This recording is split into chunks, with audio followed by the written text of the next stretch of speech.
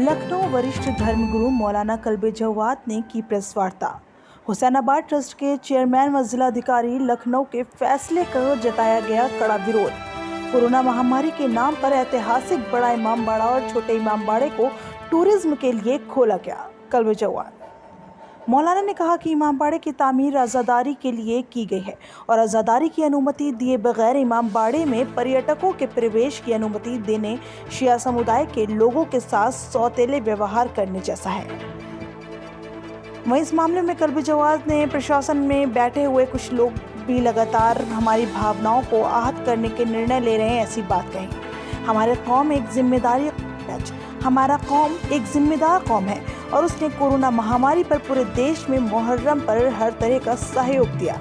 इसके साथ ही मौलाना ने कहा कि अगर सरकार ने इमामबाड़े में आज़ादारी की अनुमति नहीं दी तो सरकार की बात ना मानकर शिया समुदाय के लोग आज़ादारी करेंगे।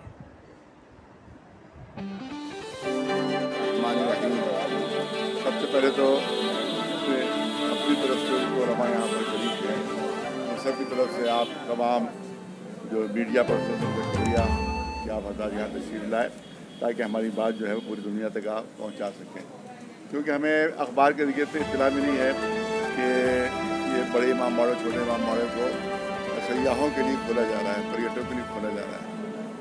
हमने डीएम साहब को रात में कई मरतबा फ़ोन मिलाने की कोशिश की, लेकिन उन्होंने फ़ोन उठाया नहीं हमारे पास। आप दिखा भी सकते हैं, हमने फ़ोन किया लेकिन उनका फ़ोन पूरी घंटी चली गई, उनका फ़ोन उठा नहीं। तो हम उनके से ज़्यादा क्लियरिफिकेशन चाहते थे भाई कि क्या उसमें आपकी सूरत हाल है, लेकिन कोई उनका फ़ोन नहीं उठाते। अब वो पेपर के ज़रिए से अखबारों के ज़रिए से मालूम है कि ये खुल रहा है। मसला ये है कि यहाँ मजलिसें बंद हैं, तब मुहर्रम तक मजलिसों से एक भी मजलिस नहीं करवाई गई, एक आदमी की भी मजलिस नहीं हुई, एक आदमी से भी नहीं। 5 आदमियों के साथ अलाउ कर दी गई थी बड़े इमामबाड़े वहाँ मुफरमाब में, शिया कॉलेज में, नाज़मिया वगैरह में 5 से अलाउ की गई थी। वो भी हमने जब अपना प्रदर्शन किया था तब अलाउ हुई थी, अलाउ नहीं हुई थी, प्रदर्शन के बाद अलाउ हुई थी। और यहाँ एक आदमी से भी उन्होंने अलाउ नहीं की, जबकि इमामबाड़े जो बने हैं वो मजलिसों के लिए बने हैं। ये पर्यटक बहुत साफ पर्यटकों के लिए इमामबाड़ा नहीं बना है, ये टूरिस्ट के लिए इमामबाड़ा नहीं बना है। मंदिर काहे के लिए बनता है? टूरिस्टों के लिए बनता है। मस्जिद काहे के लिए बनती है? बाहर से लोग आके तमाशा देखें इसलिए बनती है मस्जिद। मंदिर मस्जिद का मकसद होता है कि अल्लाह की इबादत की जाए। इमामबाड़े बनते हैं जिसमें मजलिसें की जाए, इमाम हुसैन भी मरासिम में सब उसमें अदा किया जाए। इमामबाड़ा इसलिए बनता है, इमामबाड़ा पर्यटकों के लिए बना था। कहीं आसिफुद्दौला की कोई भी आप फिर दिखा दीजिए कि ये पर्यटकों के लिए बना रहे हैं, इसको हम सयाहों के लिए बना रहे हैं।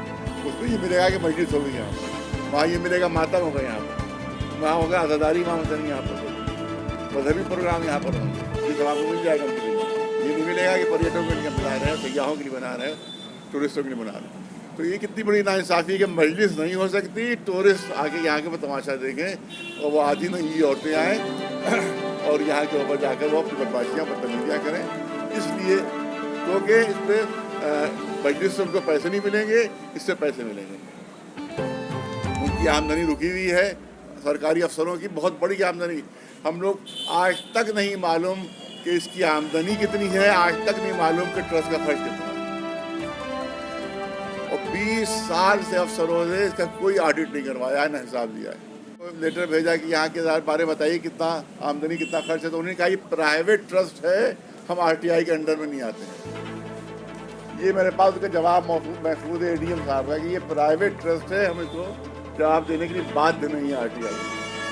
मैंने डीएम साहब के पूर्वजों ने ये बनवाया था वहाँ, इसलिए प्राइवेट ट्रस्ट उनका तभी तो ठहरेगा, जब उनके पूर्वजों बनवाएंगे तभी तो प्राइवेट ट्रस्ट होगा। तो जितने डीएम आते हैं सबके पूर्वजों ने डीएम बड़े बनवाए हैं, इसलिए उनका प्राइवेट ट्रस्ट। तो उन्होंने हमें जवाब दिया कि हमारा प्राइवेट ट्रस्ट है, हमें तो आरटीआई में जवाब तो कुछ नहीं पता कि इसकी आमदनी कब पता चला आमदनी का इसकी, कि जब हमने 1 महीने के लिए बंद करवाया और जब यहाँ तालेबंदी हो गई तब उस वक्त सरकारी अफसर किसका बयान है, तो मुझे याद के डीएम साहब किसका बयान था उनका बयान आया था कि 5 लाख रुपए रोज का हमारा नुकसान हो रहा है। सारा माल जमा कर करके खूब खाया उन्होंने, अपनी टोने भरी है, खूब खाया है। शियों में एक पैसा, किसी वक्फ के जितनी भी चीजें हैं किसी पर भी अमल नहीं हो रहा है। तबरुक उन्हें बहाना मिल गया, तबरुक बांटना बंद कर दिया। भाई मजलिस नहीं हो रही है, तबरुक तो बढ़ सकता है गरीबों को।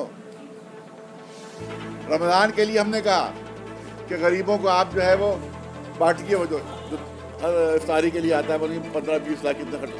काम पे कहा कि आप राशन बांटिए, ये हम साहब को लिखित में दिया, सबको दिया। उन्हें लिस्ट भी तकरीबन 1500 लोगों की लिस्ट हम लोगों ने दी, 1 पैसे का राशन नहीं बांटा गया, सब खा गए।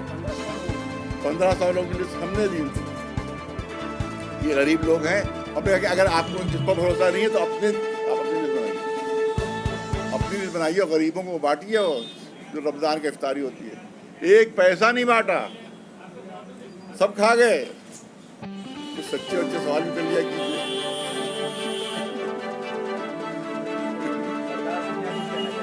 हम सरकार से कहेंगे कि पहले हमने डिमांड रखी है कि इसमें शिया कम्युनिटी के लोगों को शामिल किया जाए इस ट्रस्ट में।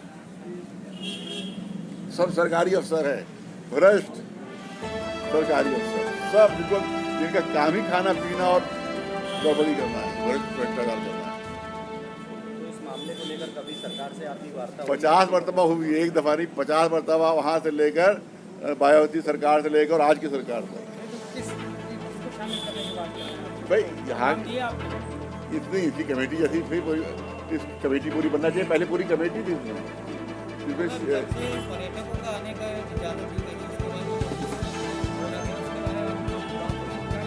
नहीं, कोई इजाजत नहीं दी, वो लिखित में देने के तैयार नहीं, कुछ भी लिखित नहीं। और क्या चीज खुलेगी? नहीं, आपने जैसे कहा कि अखबारों में पढ़ा, कोई लिखित आदेश नहीं है और बना रखना खुला भी नहीं है पर्यटकों के लिए, तो आप कैसे कह सकते हैं कि वो खोल रहे हैं? हम कैसे ये कह सकते हैं कि अगर वो खोलें तो उसके साथ इजाजत दे। हमारे साथ अगर लगा हुआ है, अगर खोले,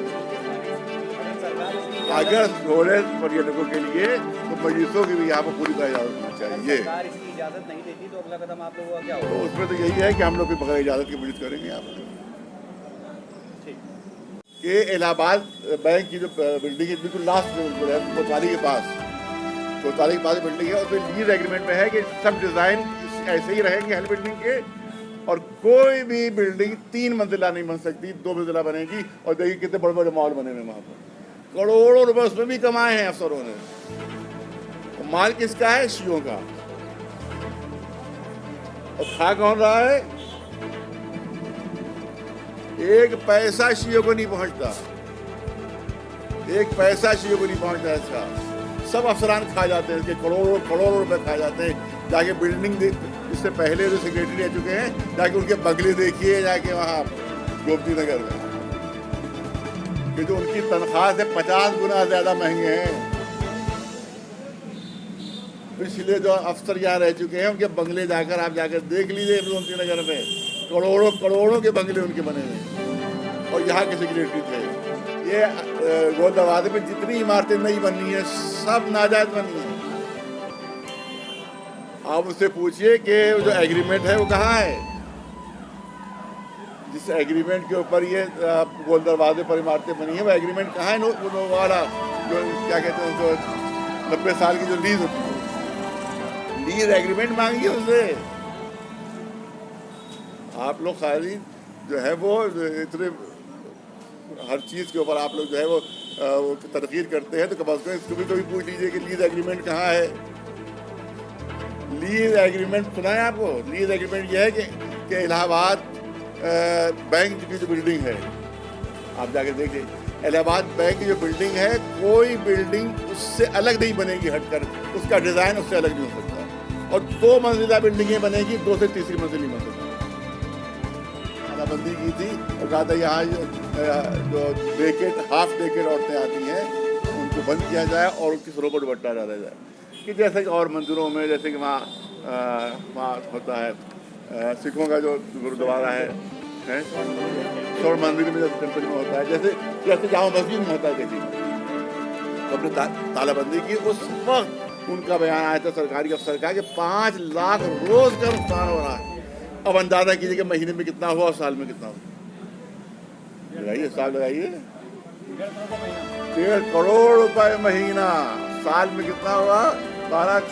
18 करोड़ रुपए सालाना। ये मेरा बयान नहीं है, सरकारी बयान है। ये 18 करोड़ कहाँ जाते हैं?